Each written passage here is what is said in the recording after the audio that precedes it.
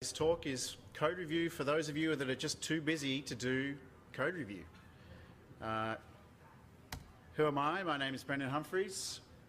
I work as the team lead for the Fisheye and Crucible products at Atlassian, and I've spent a long time doing code reviews, both as a reviewer and as a receiver of review comments.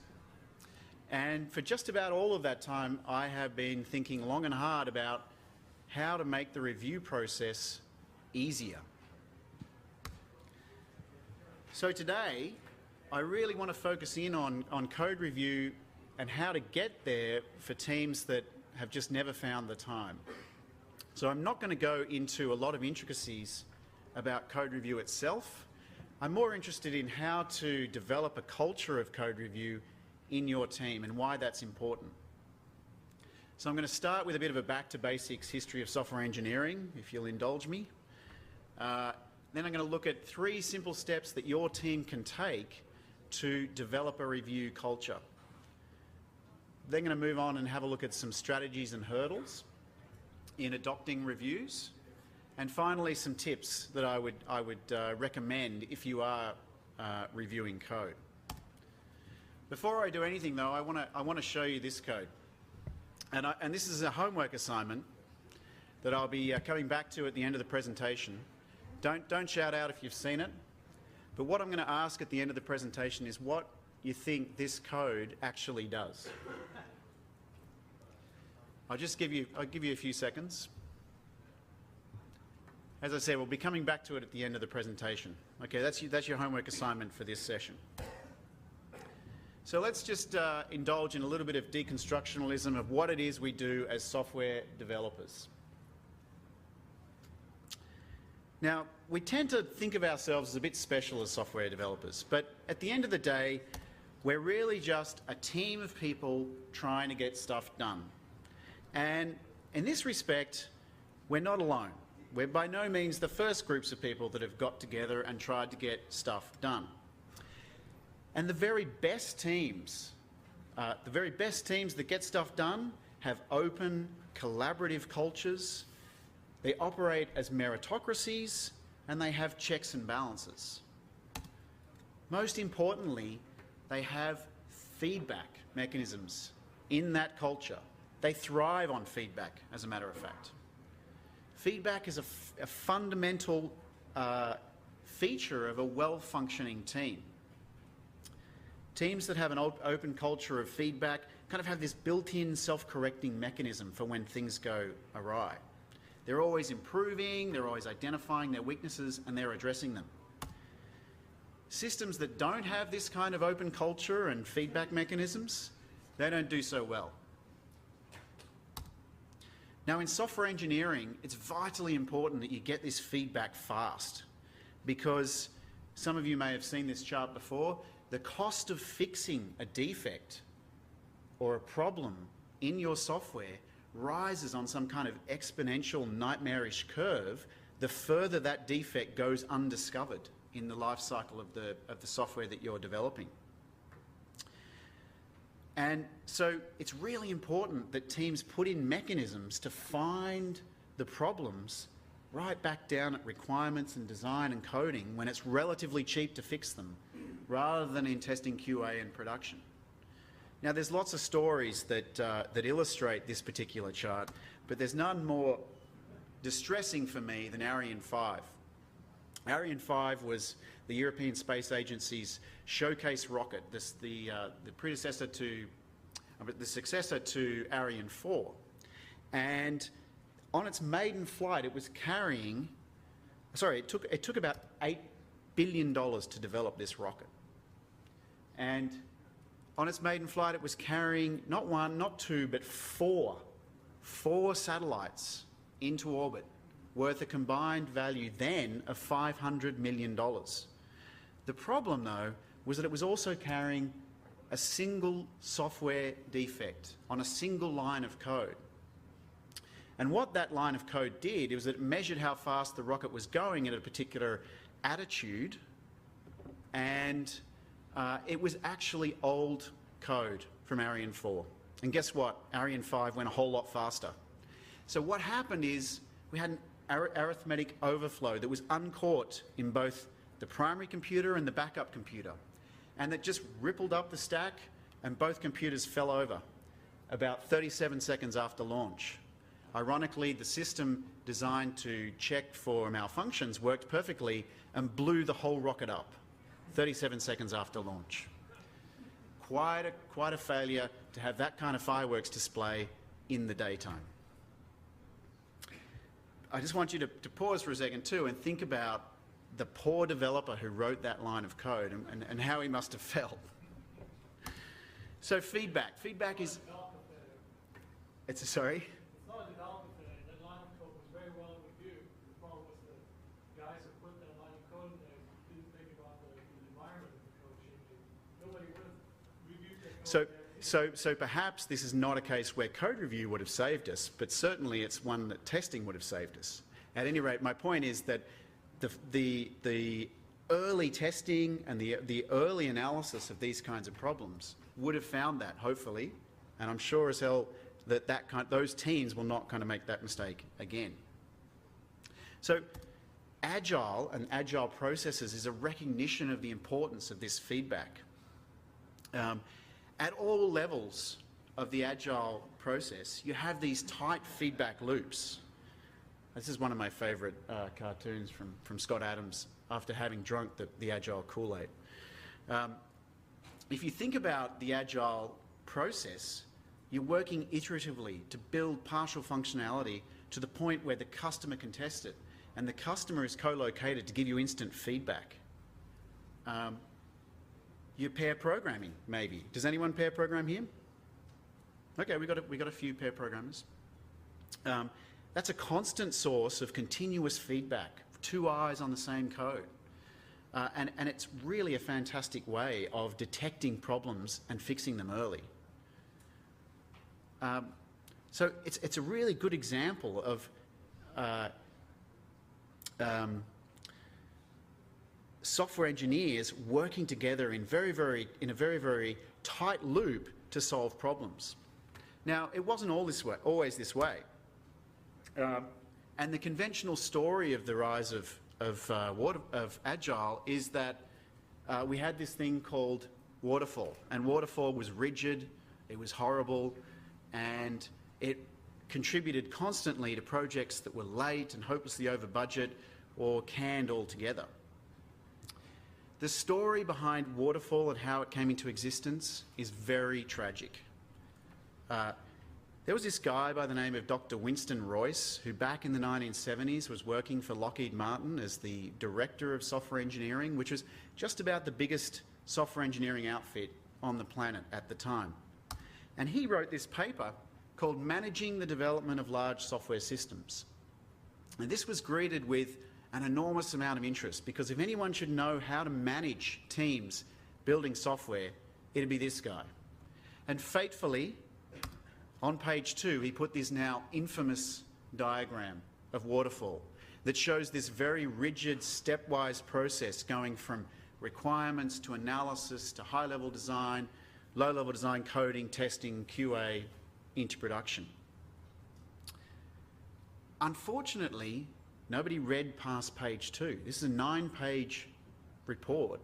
And for the rest of that document, he goes on to describe how this is probably not a good idea for software engineering. And in fact, he goes on to describe a far more iterative and feedback-driven process that's much more aligned with perhaps Scrum. But people were enthralled with the waterfall. And in fact, he didn't even coin that term. Someone else coined that term. Before you knew it, this was turned into a military standard, the US Department of Defense, and picked up by the Europeans. And it consigned perhaps people in this room to 20 years of death march projects that were hopelessly over budget and went horribly wrong. If only someone had read past page 2. So what we have is this fundamental notion that feedback has always been understood as a really important tool in software engineering.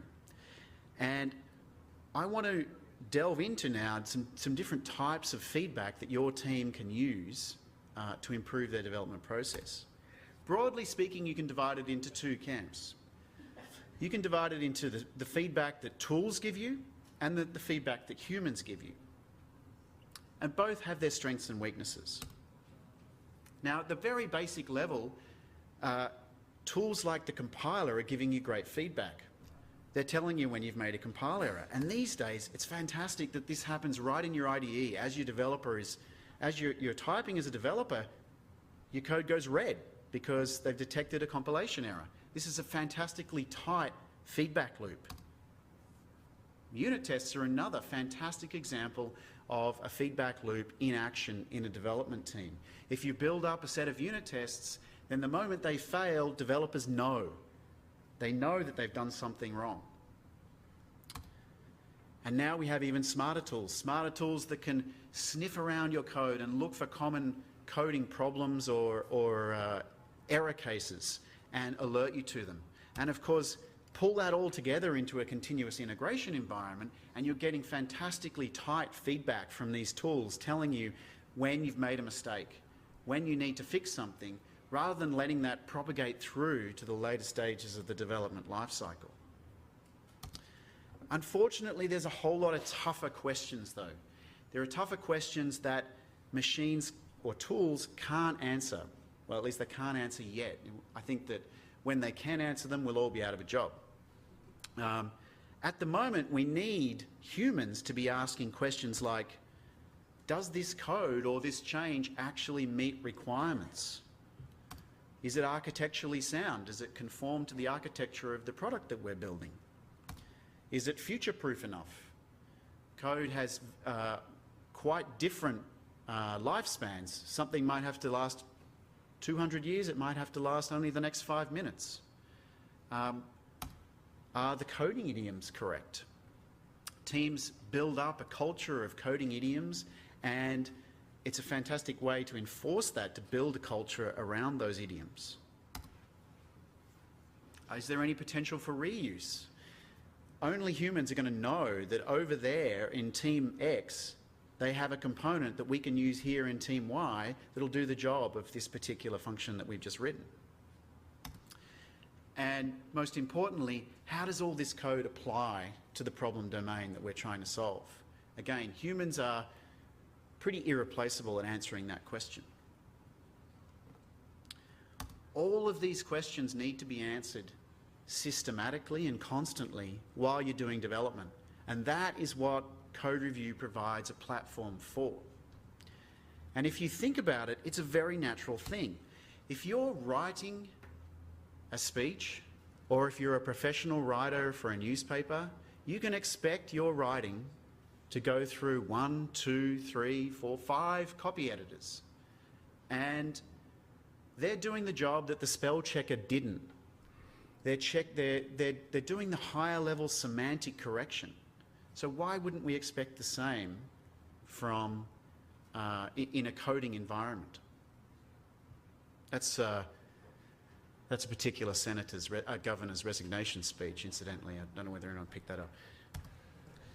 So code review, defined, is the systematic review of code by your peer developers.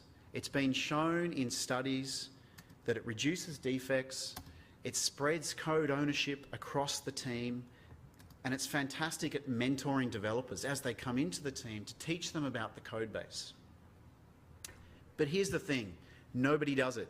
Apparently nobody in this room does it. Why do they not do it? Well, there's two good reasons. Firstly, code review had a fairly inauspicious start. It started life as formal code inspection.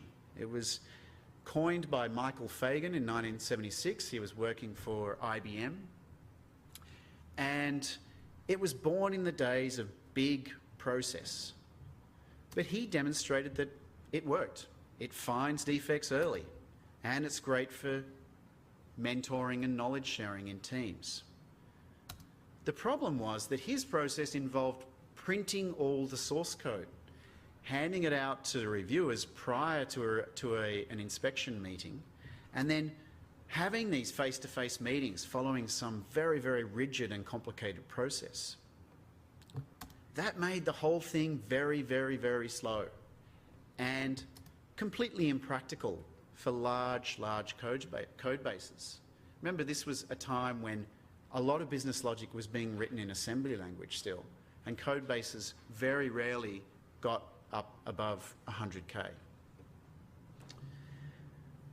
This was my introduction to code review back at Bell Labs 12 years ago, and I remember death march meetings that went for hours where everyone tried to stay awake reading page after page of printed source, trying to think of all the trees that were destroyed in the process. Now, the rise of Agile has produced pair programming as the answer for this human feedback. And pair programming, again, has been demonstrated to be extremely effective as a form of code review. It's kind of like a real-time code review. It finds defects early. It's great for sharing knowledge and for mentoring. But it requires 2 developers for every bit of code you write. And they need to be at the same desk. Furthermore, it's a transient discussion that goes on while the pair programming is happening that's completely lost once the code is produced. All you're left with is the code, but you lose the valuable discussion that took place while that code was being formulated. And then we have the issue of personalities in pair programming. Not everyone likes everyone. It's a harsh fact of life, I'm sorry to break it to you. Some people have personal hygiene issues. I don't want to sit next to some of the guys on my team. No, I'm only joking. So, is there another way where we can get the benefits of code review without the death march of face-to-face meetings and the transient nature of pair programming? Well, it's probably coming to no surprise to any of you that we think there is. Tool-assisted code review is all about providing a lightweight electronic mechanism for doing code review that manages the workflow, manages the collection of comments, manages the notification, keeps a complete record of the discussion, but importantly is completely asynchronous. So you can send out a review to 5 reviewers and they can choose the time that suits them to do it.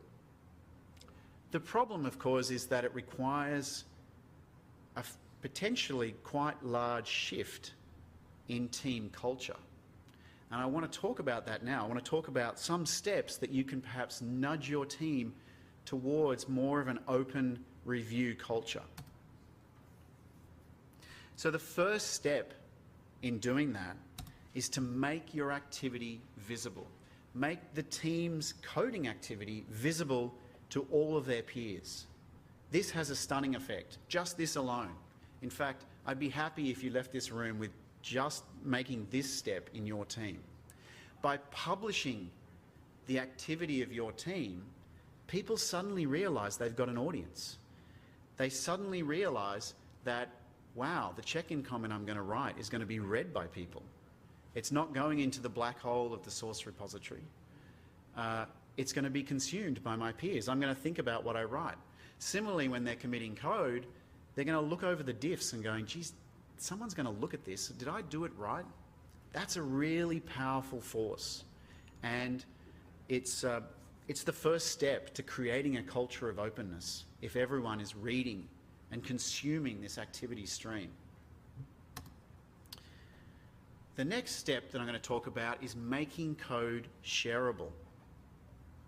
Making code shareable is all about being able to communicate pointers to your code and giving people a language of communication so that they can communicate about files. And finally, I want to be able to encourage discussions around code. I want your team to be able to feel free to discuss code and provide them an environment to do that.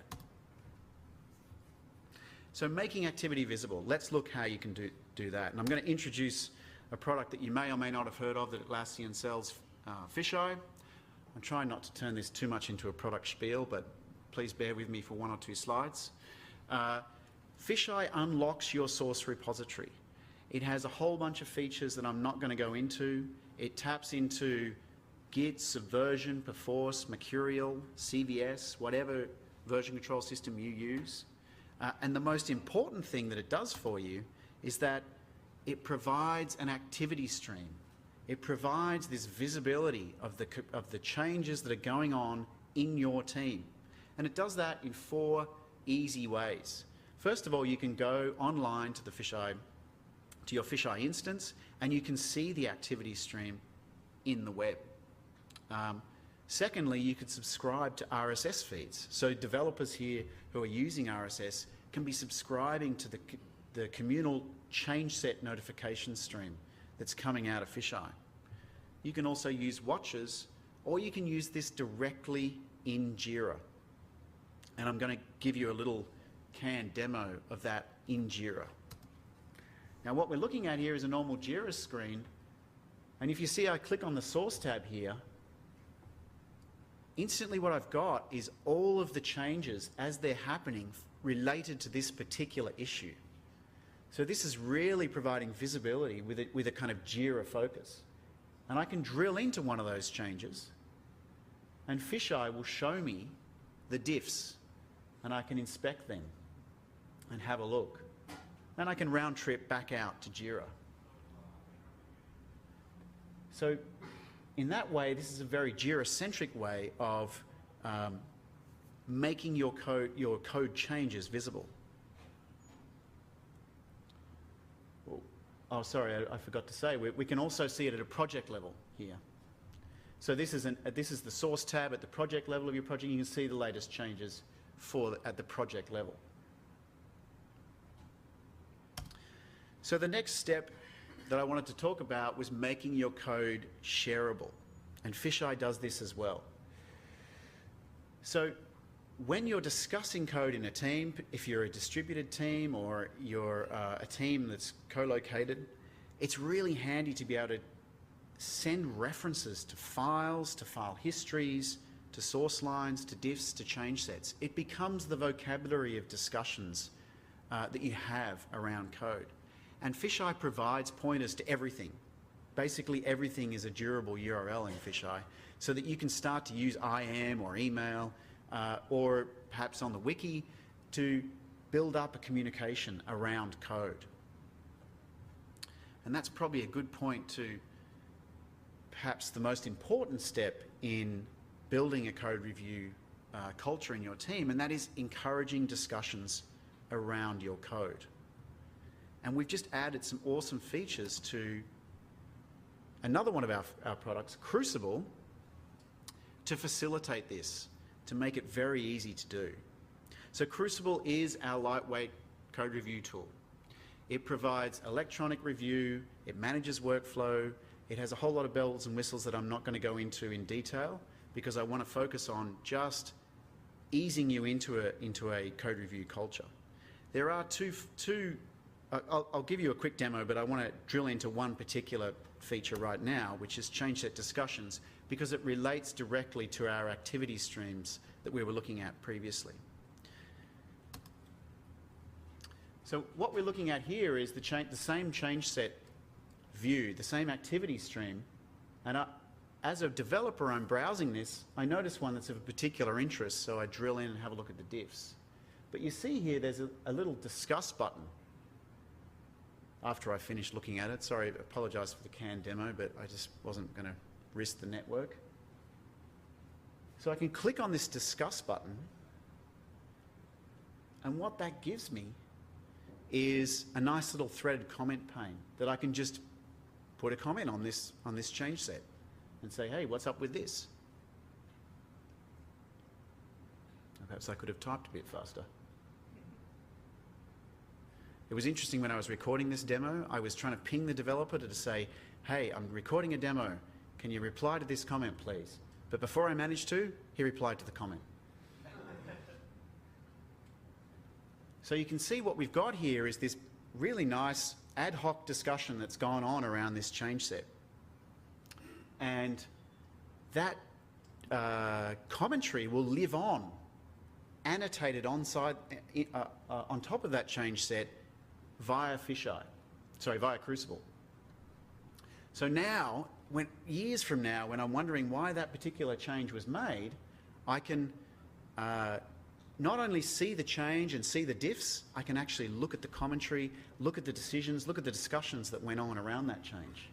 And you can see that the changes also appear in the activity stream. So other developers who are tuned into this activity stream can come and participate if they feel like it. So change set discussions, they're a really simple way to provide ad hoc feedback, fully threaded discussions. As soon as I add a comment on someone's change set, that author is notified and they can come and respond. And as I said, they're preserved. The next cool feature that we've just added to Crucible that might be particularly interesting to teams that don't have a code review culture is snippets. Let's look at a demo. A snippet works just like a pastebin service, if you've seen a pastebin service. I click on the Create Snippet button. I've got a box here I can dump some text in. I can set some metadata like the syntax highlighting or the project, and I hit Save. Now I've got this URL to a piece of code that I can share with my team or whoever. And I'm just adding a comment here as a prelude to a discussion. But I can send this URL via IM, via email, and I can start a conversation. People can then come and add their own comments, and they can do that on a line-by-line basis. And the great thing about this is that this discussion, the code and the discussion, is durable. It lives on. So again, it's a really simple. You can see Steve and the two Steves are dueling it out about rich internet. So this is a fantastic way of just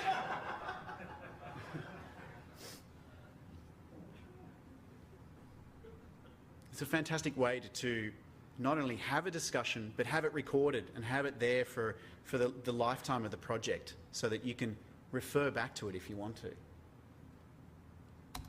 So snippets in a nutshell, pastebin service, just like a pastebin. I think a lot of people are using pastebins to share code around, except this is with comments, with threaded comments. In fact, you can even raise defects so that you can, and Crucible manages all the notification. As soon as you create a snippet, if someone makes a comment on it, you get notified. If you participate in a discussion, you'll get notified when people reply to you. And these appear in the activity stream. Now, first, the next step, of course, is what I reluctantly call formal review. When we first wrote Crucible, we used to call Crucible lightweight, super duper ad hoc reviewing, but now we've been kind of undercut by snippets and change sets. So formal review is the next step from these two other review mechanisms I've shown you that is about managing your workflow a little bit more, assigning reviewers, targeting reviewers, and advanced features like pre-commit reviews or iterative reviews, where you might do several rounds of code change, comment, code change, comment. And you can also create formal reviews directly from Jira. And I'm going to show you a demo of that. Here we are again on a Jira screen, and you can see in the source tab there is a create review button. Now I'm in Crucible. In the create review page, I can ask Crucible to suggest some reviewers for the change sets that I'm reviewing. And you can see Crucible makes some choices based on the code ownership and the number of open reviews. I hit start, all my reviewers are notified, and they can begin an asynchronous review where they can go and browse the changes and add comments. This is what my team does day in, day out. Every piece of our code is reviewed. It's what Google does day in, day out. Every piece of their code is reviewed.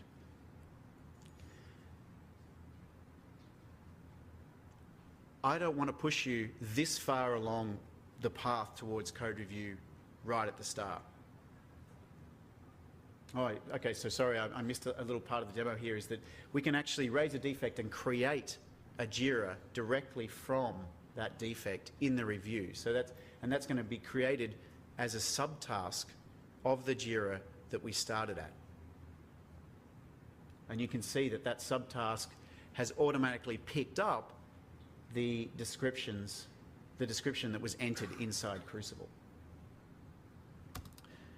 I'd love you to get there to that level of code review, but I'm sensing that because you're here wanting to know why you should be doing code review, you're too busy, I want to focus on how to get started with a review culture in your team.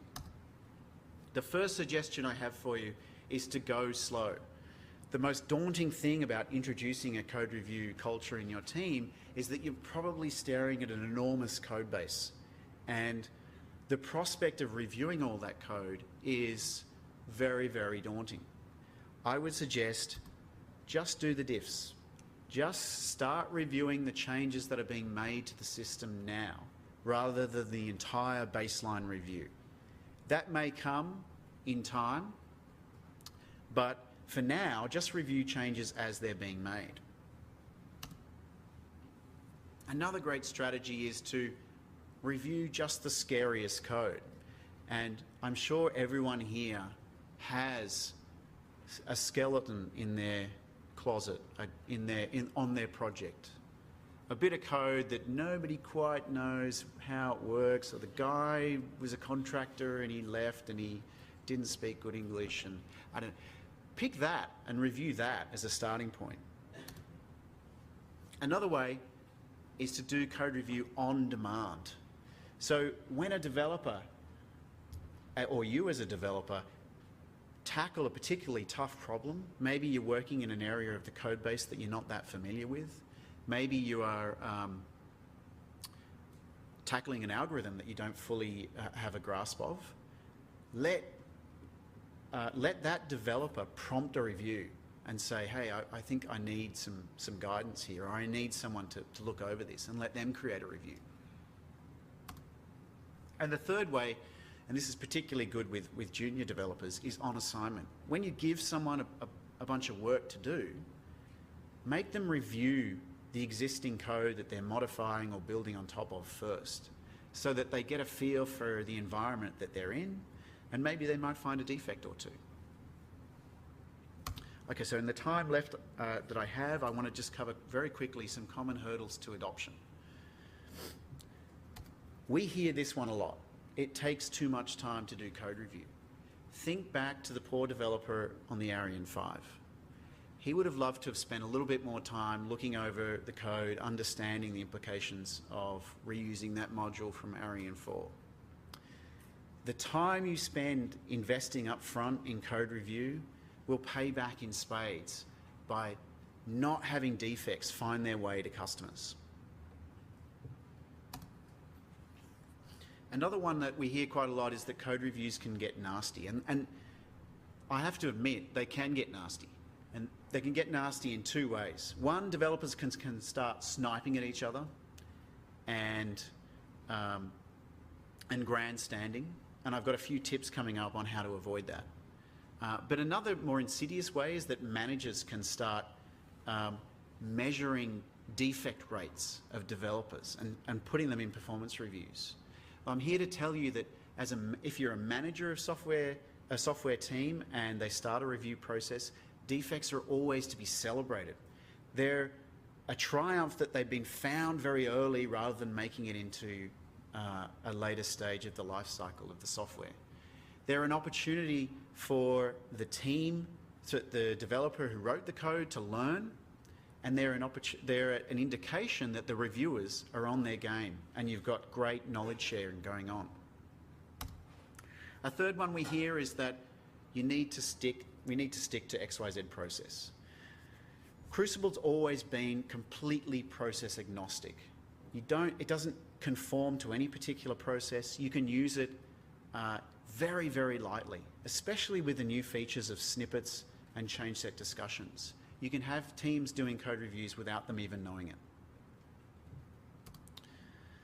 Another objection we hear is that developers don't want to leave their IDE, and some teams have a valid reason for this. They have quite a degree of expertise and domain knowledge in, say, the Eclipse-rich client platform or the like.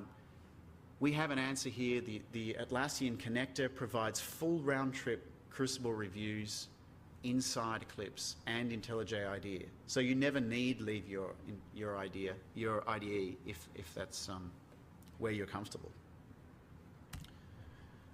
Okay, if I've got time, I'm just going to run through 4 really quick tips for how to do better reviews for any of the review types that I've just run through. The first one is to strive for ego-free reviews. And I've got some really easy rules of thumb to make this happen. Firstly, don't use personal pronouns when you're making comments on other people's code. It's not you stuffed up here, it's I'm not sure this is doing the right thing. Even better, always phrase commentary as a question. Are you sure this is doing the right thing? It's a simple gesture that prevents inflammation among developers. Remember, this is not a point scoring exercise, it's not a stage for you to show off your coding skills. Crucible has a feature called the moderator role that can sit in as a kind of a cop, if you like, a policeman on reviews to make sure that this doesn't happen. So no point scoring. The second tip I'd give you is don't be a pedant. Let the tools do the job that you're not very good at, which is finding those really annoying kind of like Koenig and Ritchie bracing style violations and the like. Tools do that really well. Humans, it's a waste of time for them to do that. Try always to look at the bigger picture, understand the code at a higher level and be asking the higher order semantic questions. Does this code do what it's meant to do? Is it meeting requirements? Is it violating our coding idioms? Are we applying our domain knowledge correctly? My third tip is always focus on finding problems and not so much on finding solutions, unless you've got really trivial fixes to offer, like negating a Boolean or something. Often I've seen developers get totally distracted into completely rewriting someone's code inside a code review. If you're tempted to do that, pair program. Go and grab them and just pair over their shoulder or whatever. That's a much more efficient means of doing that than code review. My final tip is to embrace feedback. And this is possibly the toughest one. But you will learn to love code review because you learn from it. It's how I learned to code, really. After university, my first month in a commercial software development team, I realized I knew nothing. And code review taught me how to code. And so for that reason, you will learn to love it. So we're at the end of my talk. I'm back here and I want to take suggestions on what this code does. Any ideas? Sorry? A poem. Someone has seen it. Someone has seen it. It does indeed print out the 12 days of Christmas, which I find quite startling if you look at the code. Why am I showing it to you? Well, I would wager to you that everyone has a bit of code in their code base, while not quite as scary as this, getting there.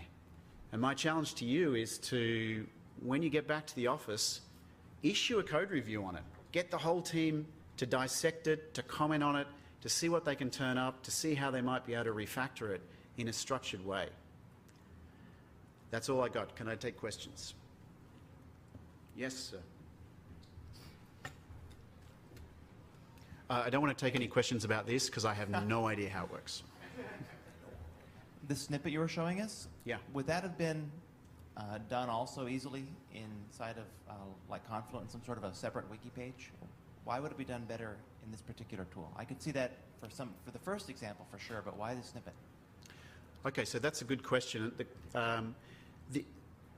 The answer is that Crucible is a natural forum for code discussions, so it's probably a natural place to go and have a discussion around code. We provide syntax highlighting for code, but also you can search for snippets inside Crucible when you're looking for reviews. So if you're looking for a particular review, you can a particular commentary on a particular code, then it's going to turn up inside Crucible. So yes, you could achieve a similar kind of thing with a wiki like Confluence, but we found on our team before snippets existed that we were using paste bins, and in fact Atlassian has its own paste bin service internally. We're using paste bins for this very quick code sharing, so we've just added commentary to that. Does that answer your question? It sure does, thank you. And what was the name of the person that wrote the waterfall paper? It wasn't really Dr. waterfall? Winston Royce. Thank you. Yeah, a question. Does Crucible or snippets allow you to run something like PMD or find bugs just on the changes? Because we've tried to use those tools against our whole code base, but it's just, it's just too much. And so we've tried to institute the notion of, for changes, at least run find bugs or PMD, and at least maybe you don't even have to fix everything, but you should not make there be more errors. Right. So the short answer is no, Crucible doesn't do that. We have toyed with this idea of having automated reviewers. So something like PMD or check style or find bugs could be hoisted into a review as an automated reviewer, and they do the review before anyone, and they find all the problems and actually put them in comments. Now, we haven't gone down that path. To your question as to, I agree with the philosophy of ratcheting. So rather than being daunted by the fact that find bugs has found 10,000 problems, just say it's never going to go above 10,000 and start there. And a great way to do that is to actually use Bamboo and to wire those tools into Bamboo. And we have plans in our team that do pretty much exactly that. There is a residual noise of find bugs. If you're familiar with find bugs, there's a lot of false positives. So we just say it's never going to go backwards. And Bamboo has a facility for that. Okay. And one follow-up is, we tend to do the code inspections on trying to find the bad code, try to show people how not to do it. But I've been starting to think about, we don't institutionalize the notion of, here is good code. When do we ever see beautiful code that we should follow? And I'm just wondering about if you have any thoughts about code inspections on the best code to show people the good instead of always focusing on the junk. And I've seen worse than that, unfortunately. Yeah, so I actually had some slides in there about delivering praise in code reviews. I think that's definitely a great thing to do, especially for teams that are not used to code review. One of the things that our team does quite regularly is that the developer who's issuing the code will go and completely provide a commentary on the code as the first reviewer of it. And in that way, they're kind of championing their design or their changes. And so that's kind of a form of what you're describing. But certainly code review is a great form of, if you like, literate programming, where you are totally annotating the code with discussions of good and bad. And often in our reviews, there is no right answer to some questions that are asked. So it can just be a matter of record that it was like, should we go this way or that way? We're not sure, but we're going to document here that we chose this way because of these reasons. So yeah, I think it is a fantastic tool for just providing a commentary in general on your code base. A question here, Jesse. Yeah, I just want to let folks know we're on a 30-minute break now, so if you want to, you can file out quietly. Brendan will also field more questions and stick around, and let us know what you think with the comment cards on the way out, and pass it on for some more questions now.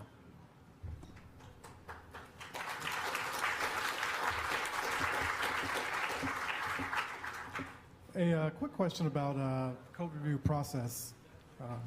To your point earlier, we actually published a set of standards, for reference for our coding practices that developers can refer back to. And then we actually have a scorecard that they can use to facilitate actually doing a peer review. So kind of go down a checklist. So this is what you're looking for. My question is, though, how much process did you have to write around actually using the tool, as far as guiding your developers on how to use it? Okay, that's a good question. So the answer is as much or as little as you want to.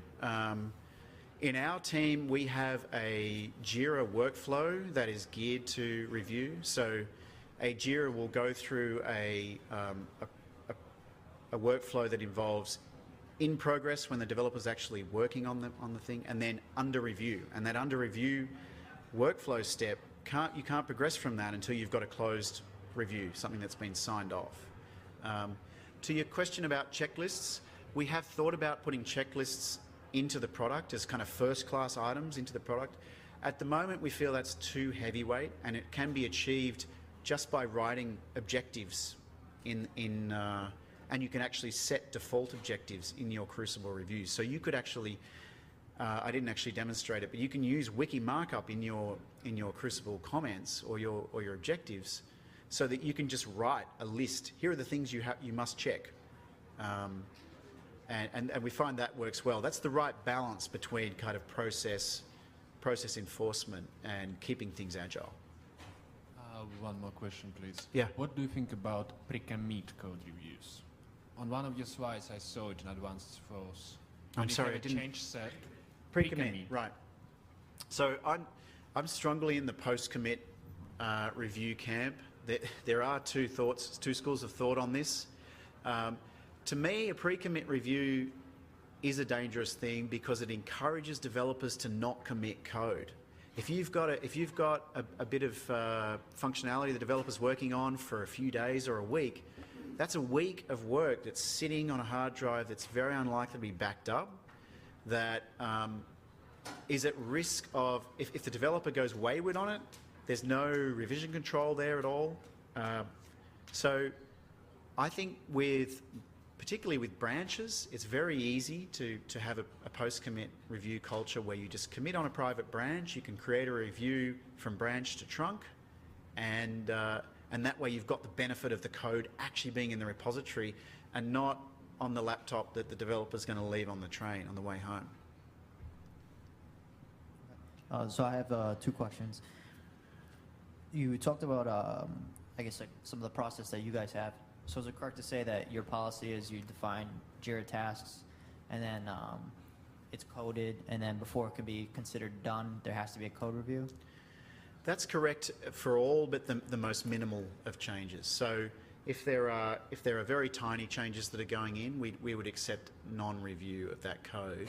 However, everyone's watching the RSS anyway, and my lead developer is like an eagle in that respect. And if he sees a bit of code, or if anyone sees a bit of code going past unreviewed, that's substantive, they can go and create a review themselves, and they do. And they'll issue that review and send it back at the person who wrote that code. So it's pretty much 100% review. That's what we strive for. And then the second question is, how do you encourage shy developers, people who aren't really accustomed to giving feedback, especially to like senior developers? Yeah, that's a tough one, and I think that code review there's an advantage in code review over peer programming in that department, because if you've got a shy developer sitting next to someone who's very confident and experienced, then they're very unlikely to pipe up. But our experience is we have student interns on our team, and I always tell our student interns, here's your chance to show up the old hands. Go for it. And they love it. They get in there, and as long as the senior guys are receptive to feedback, and they are on our team, that's fine. That works well. So I guess it's something that you have to encourage your junior guys to do, or your junior gals, as it happens. But yeah, it is a bit of a tough one.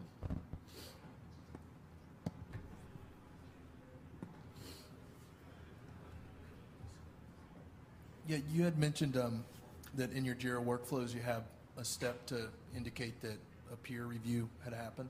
And I'm just curious, do you do anything special with the configuration or setup other than the out-of-the-box configuration that lets JIRA and Crucible talk and with that, or is it just an extra step in the workflow and it's just kind of part of your process? At this stage, it's an extra step in the workflow, that's it. Now, sooner or later, hopefully sooner, we're going to get it sorted such that is quite a lot more seamless than it is now, so that instead of having to manage workflow in two separate products, you'll be able to just go, I need this reviewed now, and before you know it, you have a review. You can see we're almost there with the kind of one-click review creation out of JIRA, but really we need it to be a transition of work from JIRA into Crucible and then back into JIRA that's quite seamless. And we have the framework there to do that now, so that will be coming in our products, definitely. Thanks. No worries.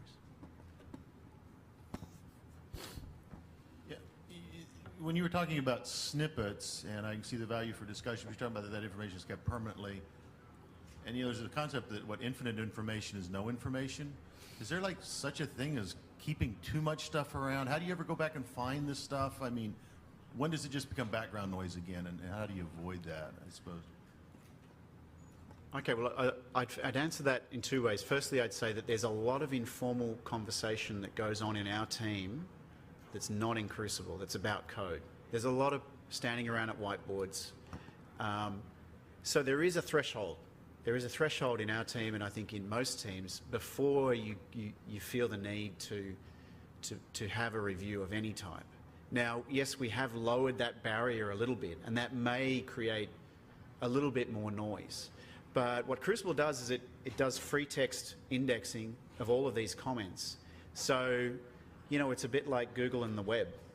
There's a lot of chuff out there, but if you've got the right keywords, you can drill down straight into a particular review commentary or what have you. You know, if you're looking for a particular implementation of parallel quicksort, then, you know, there's only a few things you can search for and you'll find it very quickly, if you catch my drift. Do you ever have the opposite problem of a shy developer, like an over code review developer? Can there be too many code reviews? I mean, to the Yes. point where it impacts efficiency and you're just like, All right. stop asking questions about everything. No. And they give me tips on it. No, I find that developers like coding most of all, and that reviewing is not as much fun. I do have developers who are rude, and I school them up all the time, particularly when they're reviewing my code. I tell them, that's a great comment, but next time put a please and a thank you in. But no, I don't find that a problem. I don't find overzealous reviewing a problem. If they're still contributing valid questions, then that's value in my book. I meant more of the requesting review. Oh, like requesting someone review. who needs a lot of help.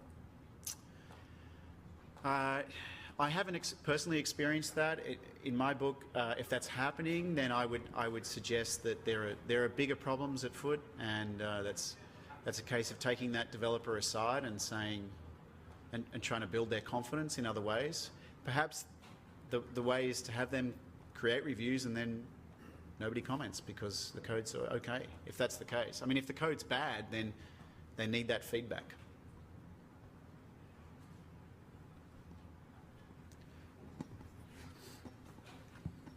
On small teams, how do you prevent your domain experts from just getting overwhelmed doing reviews or getting sucked into reviews, especially when you've got a lot of legacy code that you have only a couple people who know the secret sauce to it? Yeah, that's a really, really tough one. And we suffer to a degree in our team with this. In fact, my lead developer probably spends 70 to 80% of his time doing code reviews. All I can suggest is making sure that he's not the only person on the review and making him, and you can't really enforce this in Crucible, but just making him be the last reviewer. And so then it places pressure on all the other reviewers to find the problems. And this is certainly how it worked when I started doing reviews way back when. That if you're a junior developer as a reviewer for someone else's code, and you know that the team lead is eventually going to review it, and you don't find a big glaring problem, you're going to look pretty silly. So that's a strategy there, and that helps spread the secret sauce, right?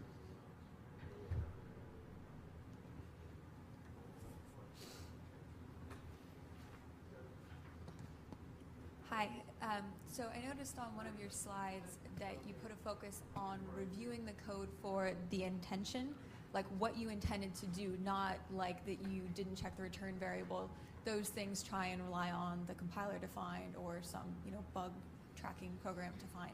How do you link back to the intention of the programmer so that when the people are reviewing, they know what they're reviewing and what its supposed intention is? I mean, I know for you guys, you probably link back to Jira, which maybe links back to your workflow. For us, we have to write really detailed design documents. So I was just wondering how you link back to that intention when you're reviewing. Okay, so at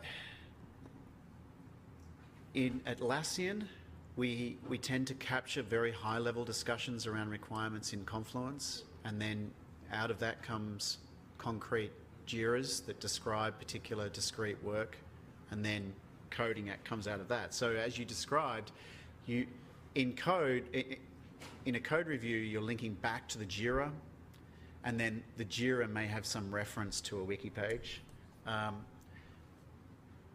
guess it's a tough problem if you've got requirements in other forms. It's tough because unless you've got some easy way of linking that in, and that's the great thing about having a web-based system.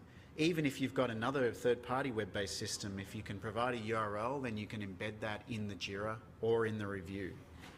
But that's the only suggestion I can make for that. Yeah, so for us, the problem is just that we don't use JIRA for tasks. So when we do the reviews, currently we do reviews, but they're entirely outside of this system. And people tend to review a lot just syntactic problems rather than like looking at the big picture and actually finding like you're trying to do a trick mode on MP3 and all you're actually doing is making it play slower. Right. So all I can suggest there is to try and catch as many of those syntactic problems early using tools, because that way it becomes a moot issue. It becomes a moot point that it's already been caught by the compiler. It doesn't even make it into review. But I know that is hard. You've really just got to maybe solve that with objectives of the review and say, here is a list of things I want you to check, and syntax isn't one of them necessarily. Thanks.